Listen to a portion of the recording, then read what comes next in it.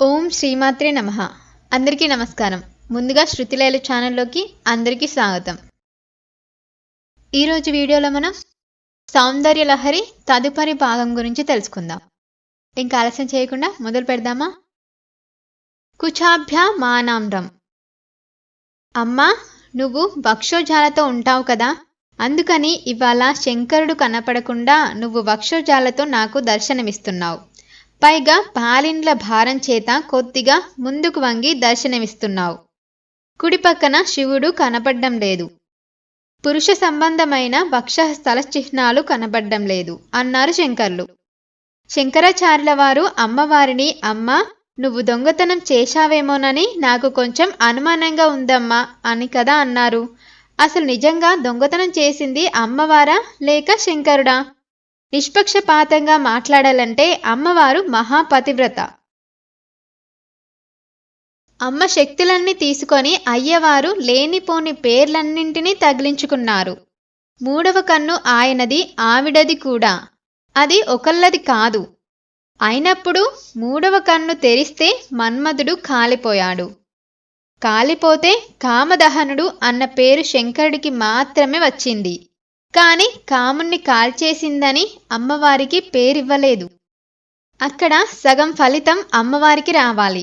పూర్తి ఫలితాన్ని పట్టుకు వెళ్లి శంకరుడి ఖాతాలో వేసేశారు.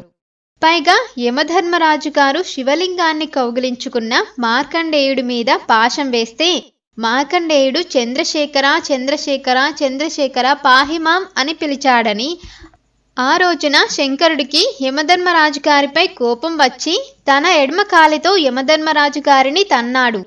తంతే వక్షస్థాడన మంతకస్య కఠినాపస్మార సంమర్ధనం భూభృత్పర్యటనం నమత్సుర శిరః కోటీర సంఘర్షణం కర్మేదం మృదులస్య తావక పదద్వంద్వస్య గౌరీపతే మచ్చేతోమని పాదుక విహారణం శంభో సదాంగీకురః అన్నాడు శంకరాచార్యుల వారు. యమధర్మరాజు గారి వక్షస్థలాన్ని తన్నినప్పుడు ఆనాడు నీ కాలెంత కందిపోయిందో అన్నారు. ఎడమవైపున అమ్మవారు ఉన్నారు. అప్పుడు ఎడమకాలు అమ్మవారిదవుతుంది. అమ్మవారు తన కాలితో తన్నింది. అప్పుడు ఆ కీర్తి అమ్మవారికి రావాలి కదా. కాని యముణ్ణి తన్నాడన్న కీర్తి అయ్యవారిది. తన్నింది అమ్మ కాలు. కాని ఆ కీర్తిని అమ్మవారు పుచ్చుకోలేదు. తన భర్తకు కీర్తి వస్తే తనకి వచ్చినట్లేనని ఆ కీర్తిని భర్తకి వదిలేసింది. ఇప్పుడు శంకరాచార్యుల వారంటున్నారు, అమ్మా, అయ్యా అని రెండు లేరు, ఉన్నది ఒక్కటే. ఇలా ఆరోపణలు చేస్తే ప్రపంచంలో అందరూ హంతకులే. భార్య భర్తను తనలో దాచేసుకోవడం ఆమె ప్రేమను తెలియజేస్తుంది. అందుకని వారిద్దరూ జగతః పిత్రౌ వందే పార్వతి పరమేశ్వరౌ. ఇప్పుడు అమ్మలో అయ్య కలిసిపోయారు. కలిసిపోయి అమ్మ ఒక్కతిగానే దర్శనమిస్తున్నారు. అలా దర్శనమివ్వడంలో ఇప్పుడు శంకరాచార్యుల వారికి అమ్మలో అయ్యవారు కనపడుతున్నారు. ఇది విచిత్రం. చూడగలిగిన కన్నులుంటే, జ్ఞానం ఉంటే శివుడు శక్తి అని రెండు లేవని తెలుసుకుంటారు. పాలు పాల తెలుపులా, చంద్రుడు చంద్రుడి కాంతిలా, నీరు నీటి రుచిలా, దీపం దీప ప్రభలా శివశక్తులు రెండూ కలిసిపోయి ఉంటాయి. అందుకే శివుడు పెట్టుకునే ఆభరణాలన్నీ అమ్మవారి మీద ఉంటాయి. అమ్మవారిలో అయ్యవారు ఉంటారు. అయ్యవారిలో అమ్మవారు ఉంటారు. అమ్మవారిలో అయ్యవారు ఉంటారని ఇక్కడ సమర్థించడం జరిగింది.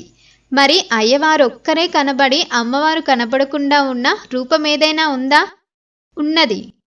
అందుకు చిదంబరంలోని నటరాజస్వామి వారిని చెప్పవచ్చు. చిదంబరంలో బయట నటరాజు ఒక్కరే ఉంటారు. అమ్మవారైన శివకామసుందరి లోపల ఉంటుంది.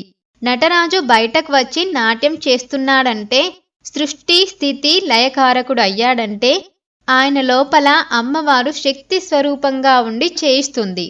శక్తి కనపడదు. పైన జరిగే పరిపాలన కనబడుతుంది. ఫ్యాన్ తిరగడం కనపడుతుంది కానీ ఫ్యాన్ను తిప్పుతున్న విద్యుత్తు కనపడదు. అక్కడ నటరాజు కనపడతాడు. నటరాజు శివకామసుందరి. శివకామసుందరి గుడి లోపల ఉంటుంది. ఇప్పుడు మీరు చూడగలిగితే శివకామ సుందరి నటరాజు నాట్యంలో ఉంది. ఇక్కడ అయ్యవారిలోనే అమ్మవారు ఉంది. ఒక్కొక్క చోట అయ్యవారు అమ్మవారు కలిసి అర్ధనారీశ్వరుడిలా కనపడతారు. ఇలా మనం కనపడలేం. అలా ఒక్క శంకరుడు మాత్రమే కనపడతాడు. అందుకే దేవతామూర్తులన్నింటినీ వారి శక్తిని వారితో కలిపేసి చూపిస్తారు. బ్రహ్మగారు తన భార్యను నాలుక మీద పెట్టుకుంటాడు. శ్రీ మహావిష్ణువు తన భార్యను గుండెల్లో పెట్టుకున్నారు. అలా అమ్మవారు అయ్యవారు ఎప్పుడూ ఇద్దరూ కలిసే ఉంటారు. ఒకనాడు అయ్యవారు అర్ధనారీశ్వరుడుగా కనపడతాడు.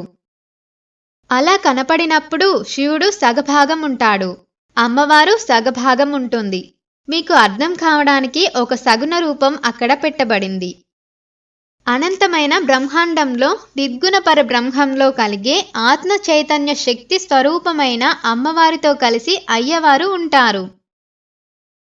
దాని వలన ప్రపంచం వచ్చిందంటే దాన్ని మీరు అర్థం చేసుకోలేకపోతున్నారని మీ చేత నమస్కరింపజేసి మీకు జ్ఞానమివ్వడానికి పార్వతీ పరమేశ్వర్లను అర్ధనారీశ్వర స్వరూపంగా అక్కడ పెట్టారు. ఒకనాడు ఇద్దరు అర్ధనారీశ్వరులుగా ఉండరు. ఇద్దరు ఎవరికి వారుగా ఉంటారు. పార్వతీ పరమేశ్వరులుగా ఉంటారు. ఒకనాడు అర్ధనారీశ్వరులుగా ఉంటారు. ఒకనాడు అమ్మవారు ఆయనలోకి వెళ్ళిపోయి కేవలం దక్షిణామూర్తిగా ఆయనొక్కడే కూర్చుంటాడు. ఒకనాడు అమ్మవారు ఉన్నా లోపల కూర్చొని ఉంటుంది. అయ్యవారు బయట నటరాజుగా పరిపాలన చేస్తూ కనపడతారు. ఒకనాడు అమ్మవారు కంచిలో కామాక్షిగా పరిపాలన చేస్తూ ఉంటుంది. ఈశ్వరుడు ఏకాంబరేశ్వరుడై లోపల కూర్చొని ఉంటాడు. కామాక్షి అమ్మవారి దర్శనం అందుకే అంత శక్తిమంతం. కామాక్షి అమ్మవారు. కామాక్షి అమ్మవారు పరబ్రహ్మ స్వరూపం. కారం మకారం అచ్చులుగా కలది. కకారం అంటే బ్రహ్మశక్తి అయిన సరస్వతి, మకారం అంటే విష్ణుశక్తి అయిన లక్ష్మి. ఇద్దరిని రెండు కన్నులుగా పెట్టుకున్న అమ్మ ఎవరో ఆవిడ కామాక్షి. ఆవిడ పరబ్రహ్మ స్వరూపం. ఆ కామాక్షి అమ్మవారు చంద్రరేఖను ధరిస్తుంది. ఆవిడ 3 కన్నులతో ఉంటుంది. మీరు శ్రీ సూక్తమంతా చెప్పేసిన తర్వాత చిట్ట చివర సిద్ధలక్ష్మీర్మోక్షలక్ష్మీర్ జయలక్ష్మి సరస్వతి శ్రీలక్ష్మీర్వర లక్ష్మీచ్చ ప్రసన్నా మమ సర్వదా వరాంకుశౌ పాశమభీతి ముద్రాం కరైర్వహాంతిం కమలాసనస్థానం భాలర్కకోటి ప్రతిభాం త్రినేత్రాం భజేహామాజ్యం జగదీశ్వరిం త్వాం. త్రినేత్రాం 3 కన్నులు ఉన్నదానా అని అంటున్నాం. అమ్మవారికి 3 కన్నులు ఎక్కడివి అంటే అయ్యవారే అమ్మవారిగా కనపడుతున్నారు. మేము అమ్మవారి పూజే చేశాం, అయ్యవారి పూజ చేయలేదు అని మీరంటే మీరింకా పరిణతి పొందలేదని అర్థం చేసుకోవాల్సి ఉంటుంది. అమ్మవారిలో అయ్యవారిని, అయ్యవారిలో అమ్మవారిని చూడ్డం మీకు రాలేదని అర్థం చేసుకోవాల్సి ఉంటుంది. ఇలా ఈ మాటలను చెప్తే వినడం కష్టమవుతుందేమోనని, అమ్మవారు అయ్యవారి శరీరాన్ని దొంగతనం చేసిందేమోనని తనకు అనుమానం వస్తుందని, అందుకని ఎరుపు ఉందని, అందుకని 3 కన్నులున్నాయని, అందుకని కుచాలు కనపడుతున్నాయని, అందుకని అర్ధచంద్రుడు కనపడుతున్నాడని ఆరోపణలను ముందు పెట్టి, ఏమిటి ఆరోపణలని లోపలికి వెళ్ళి ఆలోచిస్తే పార్వతీ పరమేశ్వరులు ఒకటే అయి ఉంటారనే రహస్యాన్ని మనకి చెప్పడం కోసమని శంకరాచార్యుల వారు ఇంత అందమైన శ్లోకాన్ని ఇచ్చారు. ఇది నిందాస్తుతి. పైకి ఏదో దెప్పి పొడుస్తున్నట్టు ఉంటుంది, కానీ లోపల మాత్రం అపారమైన జ్ఞానాన్ని ఆవిష్కరిస్తారు. అంత అద్భుతమైన ఈ శ్లోకాన్ని మన కోసమని శంకర భగవత్పాదులు ఇచ్చారు. ఈ శ్లోకాన్ని ప్రతిరోజు చదువుకోవాలి. ఎప్పుడైనా ఒక్కసారి కంచి క్షేత్రానికి వెళ్ళి అసుర సంధ్యా వేళలో అమ్మవారి ముందు కాసేపు నిలబడి కంచి కామాక్షి అమ్మవారి స్వరూపాన్ని బాగా మనసులో ముద్ర వేసుకుంటే, ఈ శ్లోకాన్ని కాసేపు పద్మాసనం వేసుకొని ధ్యానం చేస్తూ త్వయాహృత్వా వామం వపున పరితృప్తేన మనసా అని చదువుకున్నారనుకోండి, మీకు శంకరుడు కామాక్షి అమ్మవారిలో కనబడతాడు. కామాక్షి అమ్మవారు శంకరుడిలో కనబడుతుంది. ఇద్దరూ కలిసి శివలింగంలో కనబడతారు. ఇద్దరూ కలిసి స్ఫటికలింగంలో కనబడతారు. ఆ స్ఫటికలింగానికి చుట్టుకున్న పాము స్వరూపంలో అమ్మవారు కనపడుతుంది. చిట్ట చివరకు మీరు ఆ శ్లోకాన్ని చదవగా ఒకనాడు అమ్మవారు కటాక్షించి తెర తీసేస్తుంది. కామకోటి పీఠంలో కామాక్షి అమ్మవారిని అర్చన చేయడంలోని రహస్యం ఇదే. ఈ శ్లోకానికి ఒకసారి చంద్రశేఖర పరమాచార్యుల వారు వ్యాఖ్యానం చేశారు. ఆయన ఉపన్యాసం చివరకు వస్తుండగా అమ్మవారిలో అయ్యవారి దర్శనం గురించి చెప్పవలసి వచ్చింది. అప్పుడు ఆయన నోటి వెంట మాట రాలేదు. ఆయన ధ్యానంలోకి వెళ్ళిపోయారు. అందుకే పరమాచార్యుల వారు పూజ చేస్తున్నా, అభిషేకం చేస్తున్నా ఆ రోజుల్లో ఎగబడి వెళ్ళి చూసేవారు. రహస్యమంతా అసలు ఆ పూజ చేయడంలో ఉంది. మీరు పూజగా చేయడం కాదు, పువ్వులు తీసి కామాక్షి అమ్మవారి దర్శనం చేస్తూ అమ్మవారిలో శంకరుడి దర్శనం చేయడం, చిదంబరం వెళ్ళి నటరాజుని చూస్తూ శివకామ సుందరిని అయ్యవారిలో చూడ్డం మీకు చేతనవ్వాలి. ఈ తత్వం మీకు రావాలి. యదేతా త్వద్రూపం సకల మరుణాభం త్రినయనం అంటారు శంకరాచార్యుల వారు.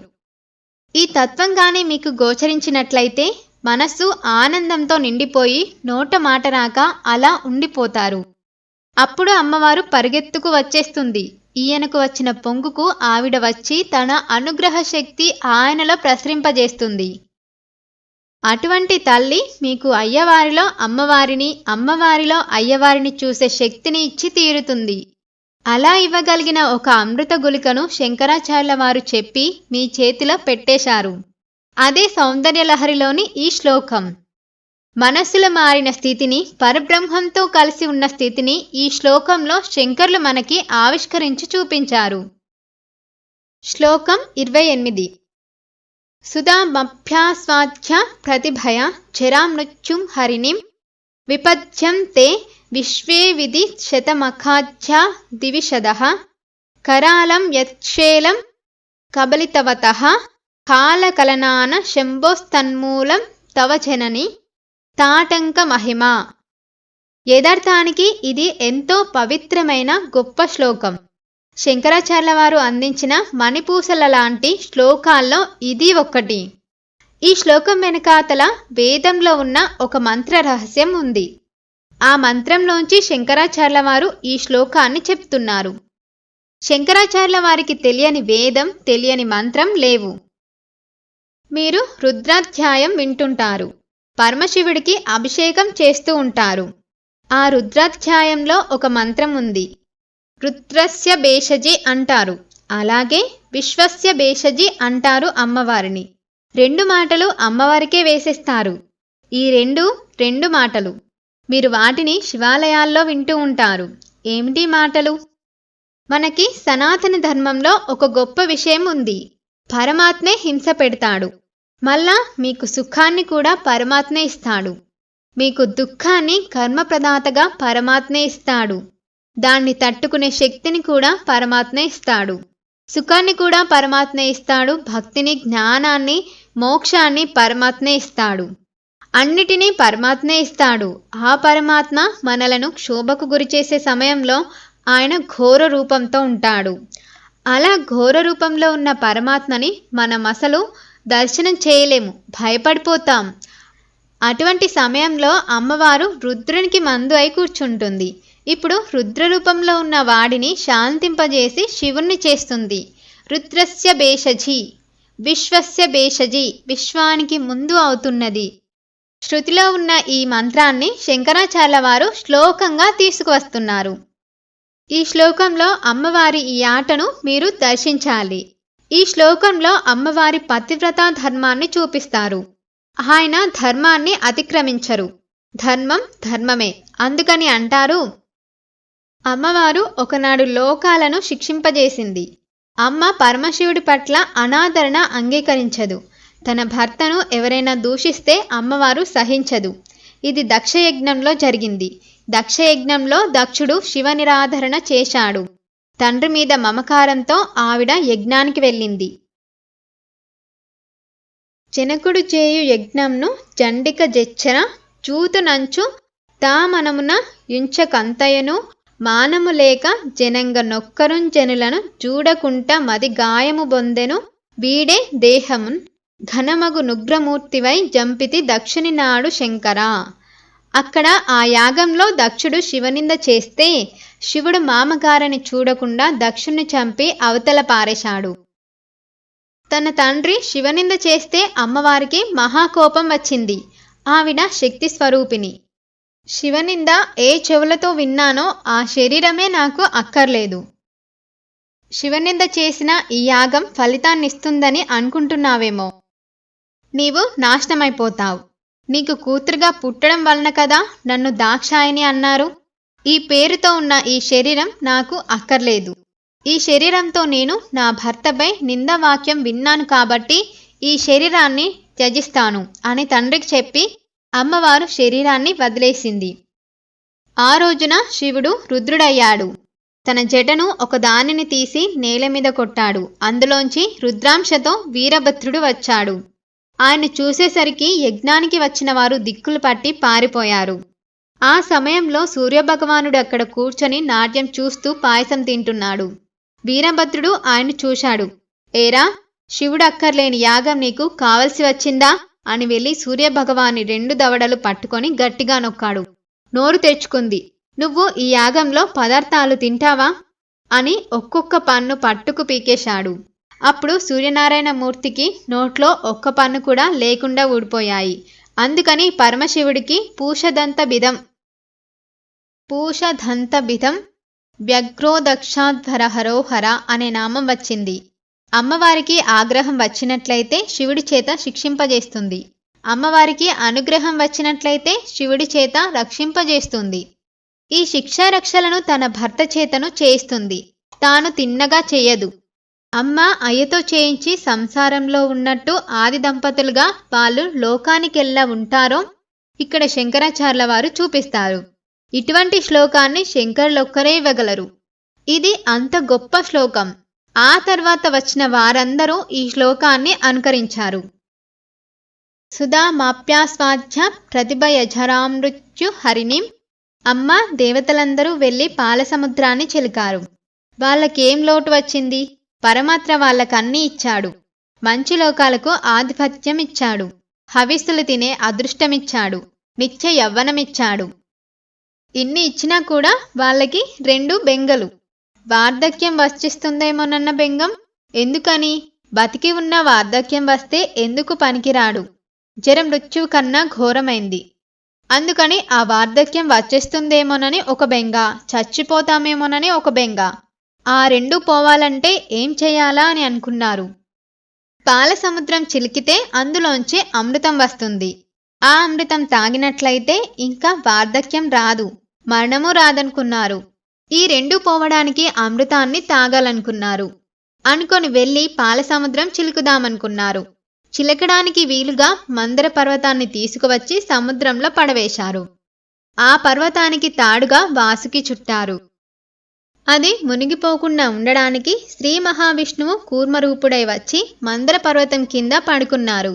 మందర పర్వతాన్ని ఆయన వీపు మీద పెట్టి చిలికారు. వీళ్ళు కావాలనుకున్నది అమృతం. పాల సముద్రంలోంచి తిన్నగా అమృతం రాలేదు. కొన్ని వస్తువులు పుట్టడం మొదలుపెట్టాయి. వాటిని ఎవరికి నచ్చింది వారు తీసుకుంటున్నారు. వారు అలా సముద్రం చిలుకుతుంటే పెద్ద శబ్దం వస్తుంది. అప్పాల వెల్లి లోపల నప్పటికప్పటికి మందరాగం దిరుగంజప్పుడు నిండె నజాండం సెప్పడిదే మజుని చెవులు సిందరగొనియన్.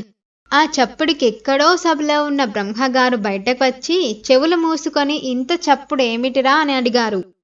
అడిగితే అక్కడి వారు జరుగుతున్న విషయం చెప్పుతూ, అలోల చెలది లోపల నాలో నహి విడిచి సురలు నసురులు భరవంగీల కోలాహలమై హాలాహల విషం పుట్టే నవనీనాథ. హాలాహల విషం పుట్టిందని చెప్పారు. అది గుర్రాలు దూకినట్టు దూకుతూ వెళ్ళిపోతుంది. అది సముద్రం మీదికి వెళ్ళేసరికి సముద్రమంతా కనబడం మానేసింది. సముద్రమంతటినీ తాగేసింది. అరణ్యం మీదికి వెళ్ళేసరికి అరణ్యమంతా మైదానమైపోయింది. చెట్లనన్నింటినీ కాల్చేసింది. అలా దేని దగ్గరకు వెడితే దాన్ని కాలుస్తుంది. అప్పుడు దేవతలందరూ శంకరుడి దగ్గరకు పరిగెత్తారు. ఇది ఇవాల్టి 18వ భాగం సౌందర్యలహరిలో. చాలా బాగుంది కదా? మీకు నచ్చిందా? నచ్చితే తప్పకుండా వీడియోని లైక్ చేసి, షేర్ చేసి, కమెంట్ చేయండి. Thank you so much for watching. అలాగే ముందున్న భాగాలు ఎవరైనా చూడుకుంటే మాత్రం డిస్క్రిప్షన్ బాక్స్లో సౌందర్యలహరి ప్లేలిస్ట్ అయితే ప్రొవైడ్ చేస్తాను. సో అందరూ కంటిన్యూగా వింటే